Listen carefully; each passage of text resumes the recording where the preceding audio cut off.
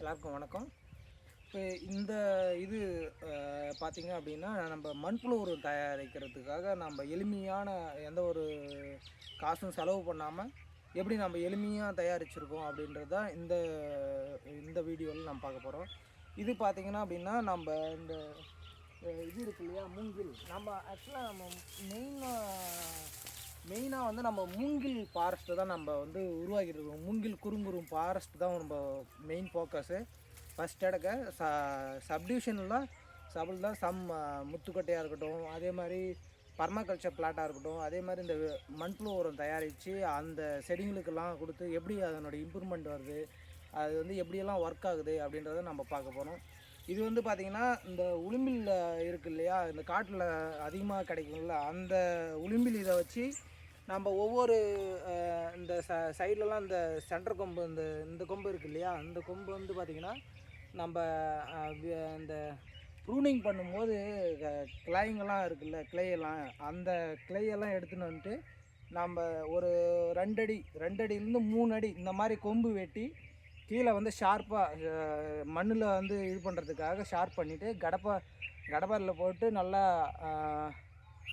இது பண்ணிவிட்டு ஆழம் நோண்டிட்டு இந்த குச்சிங்கெல்லாம் ஒவ்வொரு குச்சியும் அப்படியே 2 அடி சுத்தூரையும் நம்ம இந்த கேப் பார்த்திங்கன்னா ஒரு 6 அடியிலேருந்து 1 அடி அந்த மாதிரி நம்ம எப்படின்னாலும் வச்சுக்கலாம். அந்த மாதிரி சிம்பிளாக வச்சுட்டு அதுக்கப்புறம் பார்த்திங்கன்னா இந்த உளும்பில் இருக்கு இல்லையா,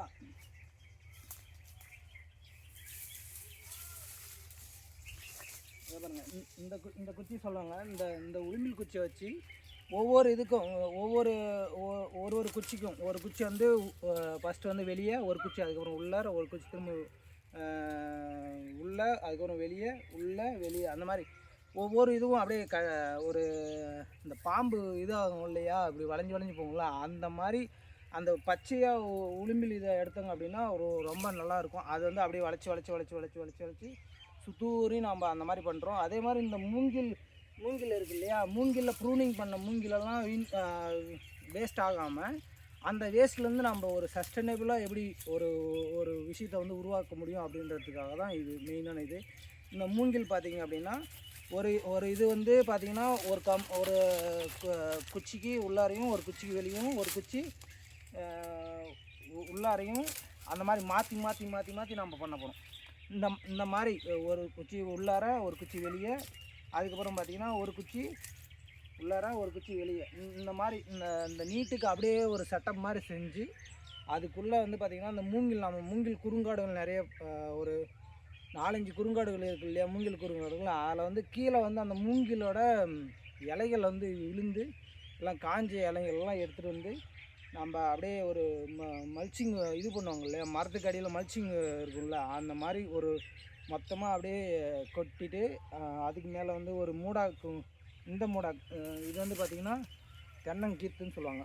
இது வந்து நம்ம இதுலேருந்து வேஸ்ட்டாக இருந்தது, அது வந்து எல்லாத்தையும் வந்து இப்படி போட்டு எல்லாமே டைட் பேக் மாதிரி, ஒரு டைட் பேக் இல்லாமல் ஒரு மீடியமாக லூஸ் பேக் மாதிரி பண்ணிவிட்டு மொத்தம் மூங்கிலோட இலைகள் ஃபுல்லாகவே ஒரு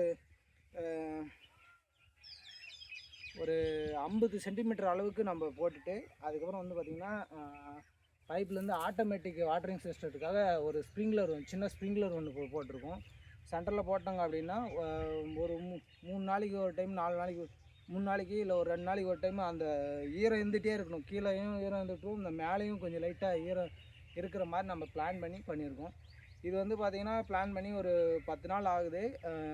கொஞ்சமாக நம்ம எப்படியெல்லாம் ப்ராசஸ் ஆகி எப்படி அந்த மண்புழு உரத்தை எடுக்கிறோம் அப்படின்றதெல்லாம் எல்லாமே இந்த ரியல் டைம் அனுபவம், இந்த கரண்ட் டைமில் என்னென்னலாம் போயிட்டுருக்கோ அது வந்து ஷேர் பண்ணுறது தான் முக்கியமான இது.